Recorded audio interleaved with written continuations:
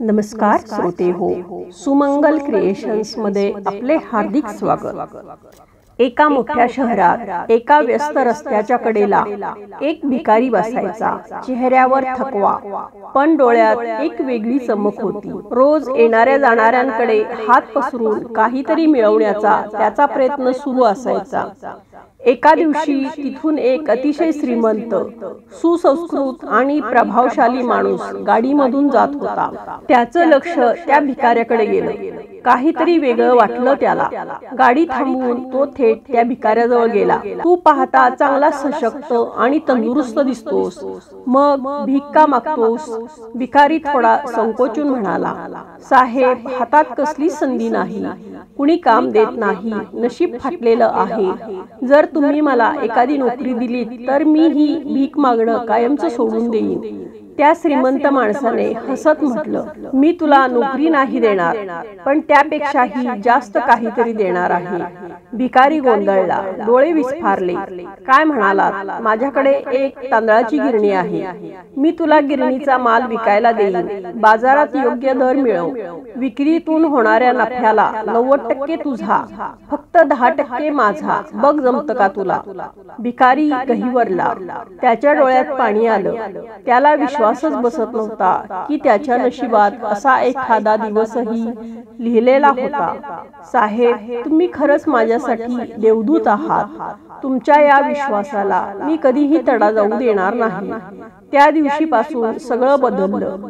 भिकारी कामाला लागला। सकाळपासून रात्रीपर्यंत फिरायचा, स्वस्तात चांगला तांदूळ विकायचा। लोकांना त्याच्यावर विश्वास वाटायला लागला। व्यापार वाढत गेला। काही महिन्यात तो एक यशस्वी व्यापारी झाला। पण एक दिवस त्याच्या मनात एक विचार आला, हे सगळं मी केलं, रात्रंदिवस मेहनत घेतली, तो श्रीमंत माणूस कुठे दिसतोय? केवळ संधी दिली, त्यावर एवढा वाटा का? त्याला 10% का द्यायचं?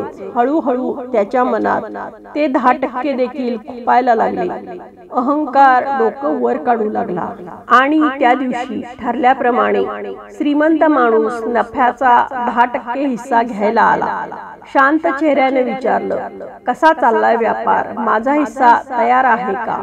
तेव्हा तो माजी भिकारी चेहरा पाडून म्हणाला, साहेब, अजून हिशोब झालेला नाही, काही कर्ज बाकी आहे, माझं खरंच नुकसान झालंय। श्रीमंत माणूस शांतपणे त्याच्याकडे पाहत म्हणाला, माझ्या माहितीनुसार तुला चांगलाच नफा झालाय, मी फक्त 10% मागतोय, वाटा ठरलेला आहे, आठवतंय का? भिकारी थोडा चिडून म्हणाला, साहेब, मेहनत मी केलीये, धंदा मी उभा केलाय, तुम्ही फक्त सुरुवात केली, आता त्या नफ्यावर तुमचा काही हक्क नाही।